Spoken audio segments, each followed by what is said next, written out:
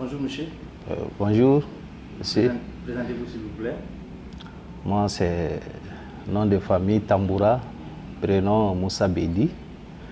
Je suis le directeur du Centre national de documentation et d'information sur la femme et l'enfant depuis janvier 2019. Donc le Centre national de documentation sur la femme et l'enfant est un service public rattaché au secrétariat général du ministère de la promotion de la femme, de l'enfant et de la famille, créé par la loi numéro 04 du 14 janvier 2014, qui lui donne comme mission de collecter et de documenter sur la situation de la femme et de l'enfant, aussi de réaliser toute étude et recherche sur les conditions de la femme et de l'enfant. À cet effet, nous sommes structurés ainsi.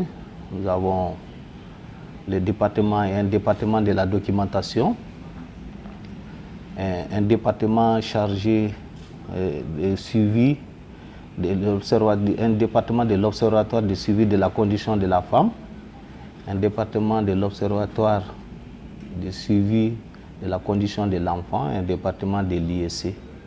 Aussi, nous avons des structures en staff telles que le bureau d'accueil. Donc, par rapport à notre mission, nous réalisons des études et recherches, comme je vous l'ai dit dans l'entame de mes propos.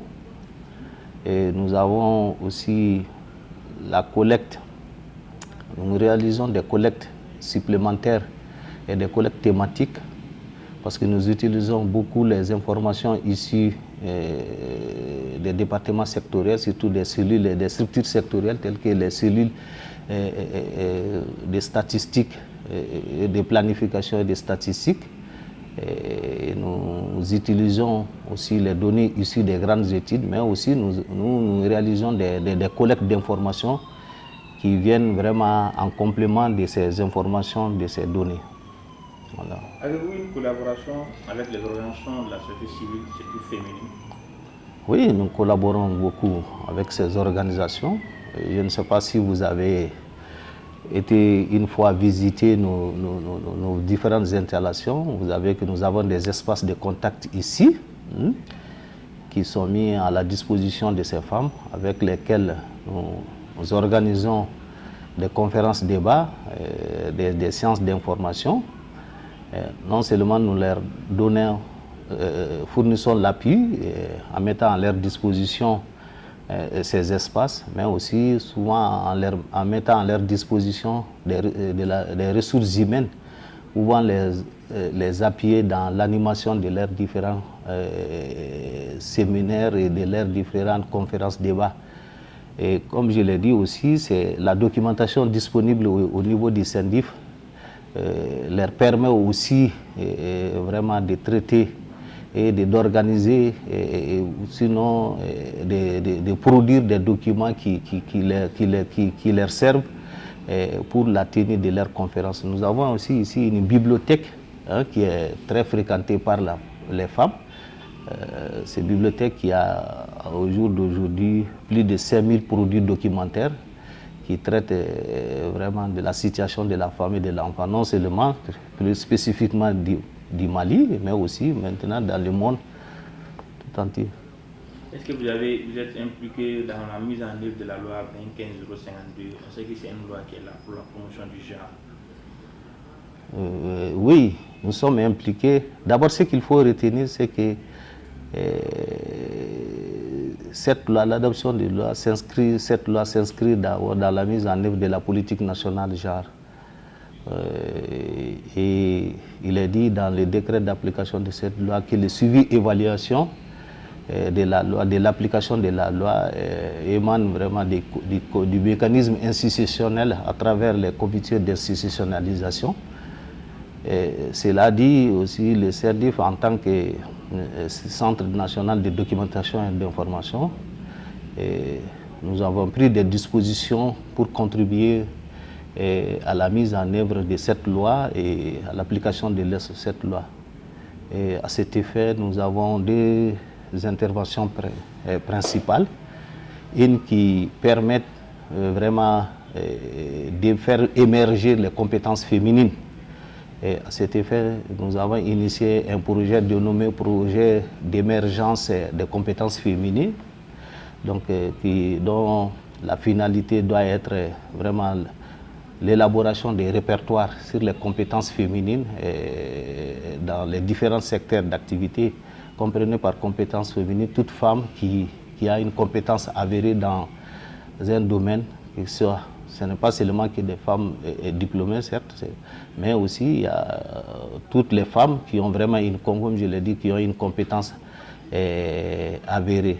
Donc nous avons initié ces programmes parce que nous disons que les informations issues de ces programmes, le répertoire qui va être élaboré, permettra vraiment aux décideurs et aux partenaires et aux gestionnaires des ressources de pouvoir avoir un outil à leur disposition, leur permettant de prendre connaissance de l'existence de nombreuses compétences féminines qui existent au Mali. Ça, c'est une intervention en amont qui doit permettre d'émerger les compétences, mais il y a l'autre intervention qui viendra aussi, ça c'est par rapport à nos activités de rapportage. Nous organisons des collectes pour vraiment donner la situation de la représentation des femmes dans les fonctions nominatives et électives. Donc à cet effet, nous produisons des rapports annuels faisant la situation vraiment de la situation des hommes et des femmes dans les fonctions nominatives des services publics.